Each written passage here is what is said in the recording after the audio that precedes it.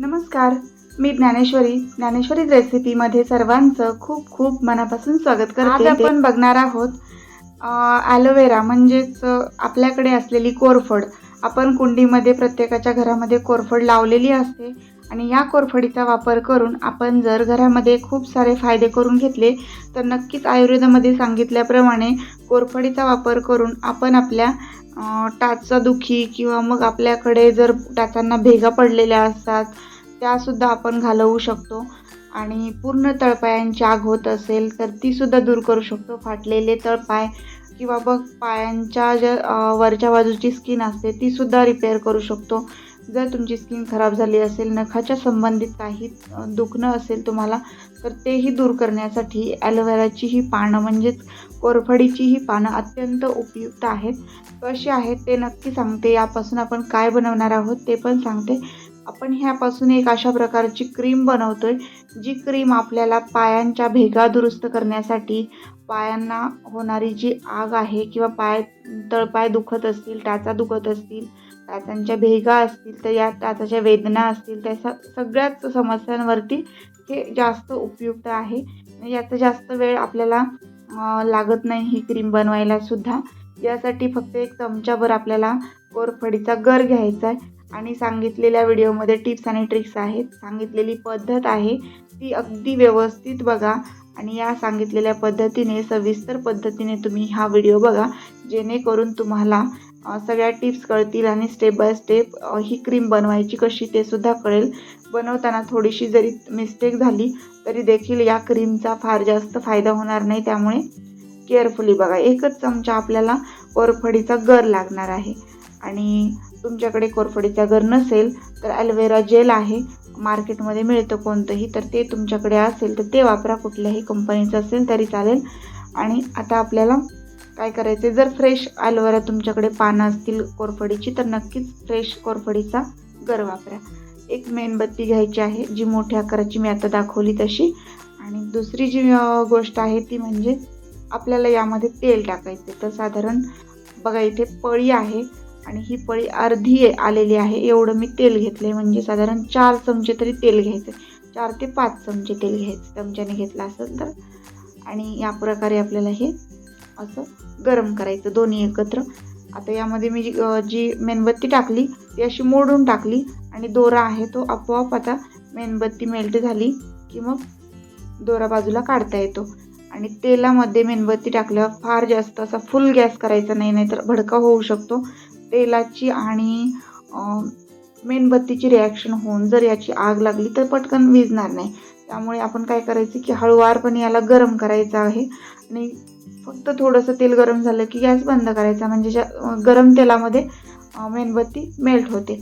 आणि आता आपल्याला काय करायचं, हे जे काही मिश्रण आहे ते खाली उतरून घ्यायचं आणि त्यामध्ये हळद टाकायची थोडीशी, पाव चमचा, आणि पाव चमच्यापेक्षा कमी टाका किंवा मग पाव चमचा टाकली तरी चालेल. हळद आयुर्वेदिक आहे, कुठल्याही आजारांवरती चांगली आहे. भेगा असतील तरी देखील त्या रिपेअर होऊ शकतात. रोगजंतुनाशक आहे, तर पायांवरती आपल्याला लावली ती तर फायदेशीर आहे आपल्याला. आणि यामध्ये आपण आणखी एक गोष्ट टाकली ती म्हणजे कोरफडीचा 1 चमचाभर रस टाकला. हे सगळं मिश्रण एकत्रित करण्यासाठी चमच्याचा वापर करायचा आणि हलकंसं थोडंसं याला गॅसवर ठेवून मेल्ट करून घ्यायचं. म्हणजे नंतर टाकलेल्या गोष्टी आहेत त्या पण एकजीव होतात, व्यवस्थित यामध्ये मिक्स होतात. या पद्धतीने तुम्ही सुद्धा तुमच्याकडे असलेल्या पोळीमध्ये करा किंवा पॅनमध्ये करा, पण ही क्रीम छोट्याशा भांड्यात करा. कारण आपण ही क्रीम जास्त बनवत नाही आहोत, क्रीम जास्त लागतही नाही आपल्याला. एवढ्या जरी क्वांटिटीत तुम्ही बनवली तरी तुमच्या कितीही भेगा असतील त्या अगदी 2-3 दिवसामध्ये रिपेअर होतील आणि त्याचा रिझल्ट तुम्हाला लगेच दिसून पण येईल. एका दिवसात तर होणार नाही, तसं काही मी तुम्हाला सांगत पण नाही आहे. 2-3 दिवस कंटिन्यू ही क्रीम लावायची आहे. कशी लावायची ते पण सांगते, कारण सांगितलेल्या टिप्स नाही वापरल्या आणि त्या पद्धतीने ही क्रीम नाही लावली पायांवरती तर काय होतं की रिझल्ट आपला चांगला मिळत नाही. तर आपल्याला हे मिश्रण सतत हलवत राहायचं. जसं जसं हे थंड होत जाईल तसं तसं यामध्ये 2 कापराच्या वड्या टाकायच्या आहेत फोडून आणि त्यानंतर आपल्याला हे मिश्रण असं चमच्याने ढवळत राहायचं. असं ढवळून घेतल्यानंतर काय होतं की हे मिश्रण हळूहळू घट्ट होतं. तर फॅनच्या हवेला मी याला थंड करून घेतलं जेणेकरून हे पटकन थंड व्हावं आणि याची क्रीम पटकन तयार व्हावी म्हणून. अगदीच फ्रीजमध्ये ठेवून याला तुम्ही थंड करू नका.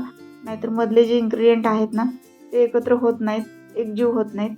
त्यामुळे आपल्याला हे असं पळीमध्ये बाजूला ठेवायचं, फॅन चालू ठेवायचा आणि चमच्याने असं मिक्स करून घ्यायचं. आणि त्यानंतर काय करायचं की आपल्याला हे व्यवस्थित असं मिक्स होत आलं आणि घट्ट होत आलं की मग चमच्याने सगळी क्रीम एकत्रित करायची आणि त्यानंतर एखाद्या डब्यामध्ये भरून ठेवून द्यायची. आणि ही क्रीम आपण दररोज संध्याकाळी पायांना स्वच्छ असं पाण्याने धुवून घ्यायचं आणि त्यानंतर पायांवरती अप्लाय करायची. कशा प्रकारे ते पण सांगते, स्टेप बाय स्टेप बघा, म्हणजे पायांवरती लावण्याची प्रोसेससुद्धा व्यवस्थित लक्षात येईल आणि रिझल्ट त्याचा खूप जास्त चांगल्या प्रकारे तुम्हाला मिळेल. तर इथे आपली क्रीम जी आहे ती पूर्णपणे तयार झालेली आहे आणि ही क्रीम आपण एका आता कापराच्या डबीमध्ये भरून ठेवणार आहोत. तर इथे 2 डब्या कापराच्या भरून ही क्रीम तयार झाली. अशा प्रकारच्या कुठल्याही प्लास्टिकच्या डबेमध्ये तुम्ही ही क्रीम भरू शकता. आणि क्रीम भरून ठेवल्यानंतर ही पायांवरती अप्लाय कशी करायची ते पण दाखवते. हळदीमुळे क्रीमला पिवळा रंग येतो आणि बघू शकता यामध्ये मेणबत्ती पण आहे आणि ऑइल पण आहे, कोकोनट ऑइल म्हणजेच खोबऱ्याचं ऑइल. तर तुम्ही पुन्हा मला कमेंटमध्ये विचाराल की ऑइल कोणतं वापरायचं, तर कोकोनट ऑइल वापरा. त्यापेक्षा बेस्ट रिझल्ट तुम्हाला हवा असेल तर तुम्ही मोहरीचं तेल वापरा. आणि जर मोहरीचं तेल नसेल तर काहीही टेन्शन घ्यायची गोष्ट नाही आहे. जे अवेलेबल असेल तुमच्याकडे, जॅस्मिनचं ऑइल असेल जॅस्मिनचं टाका किंवा मग पॅराशूट ऑइल असेल तर पॅराशूटचं ऑइल टाका. हातांवरती पण ही क्रीम वापरू शकता आणि तळपायांवरती पण वापरू शकता. तर इथे मी आता दोन्ही क्रीमच्या डब्या ज्या आहेत तयार करून ठेवल्या आणि त्यानंतर आपण ह्या क्रीमचा वापर देखील करणार आहोत. तुम्ही माझा हा व्हिडिओ कुठल्या गावातून आणि कुठल्या शहरातून बघताय ते मला कमेंट बॉक्समध्ये नक्की कळवा, जेणेकरून मला नंतर आपण कळतं की माझा व्हिडिओ कोणत्या क्रीमचा वापर देखील करणार आहोत. पोहोचलेला आहे. तुम्ही माझा हा व्हिडिओ कुठल्या गावातून आणि कुठल्या शहरातून बघताय ते मला आणि तळपायांवरती पण वापरू शकता. दोन्ही क्रीमच्या डब्या ज्या आहेत तयार करून ठेवल्या आणि त्यानंतर आपण ह्या क्रीमचा वापर देखील करणार आहोत. तुम्ही माझा हा व्हिडिओ कुठल्या गावातून आणि कुठल्या शहरातून बघताय ते मला कमेंट बॉक्समध्ये नक्की कळवा, जेणेकरून मला हे कळतं की माझा व्हिडिओ कुठपर्यंत पोहोचला आणि माझा हा व्हिडिओ तुम्ही कुठल्या गावातून कुठल्या शहरातून बघताय तेही मला कळतं. नवीन असाल तर चॅनलला सबस्क्राईब करा आणि व्हिडिओ थोडासा जरी युजफुल वाटला पूर्ण बघितल्यानंतर तर व्हिडिओला लाईक करा आणि जास्तीत जास्त तुमच्या मित्रपरिवारासोबत माझा हा व्हिडिओ शेअर नक्की करा आणि कमेंटमध्ये नक्की कळवा की तुम्ही माझा व्हिडिओ कुठून बघताय ते. सुरुवातीला आपण क्रीम अप्लाय करतो ना त्यावेळी पाय काय करायचे, स्वच्छ पाण्याने धुवून घ्यायचे आणि कोरडे करायचे. त्यानंतर यावरती क्रीम लावायची.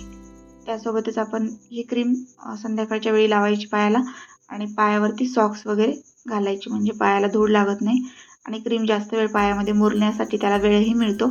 तर या पद्धतीने क्रीम अप्लाय करायची पायावरती.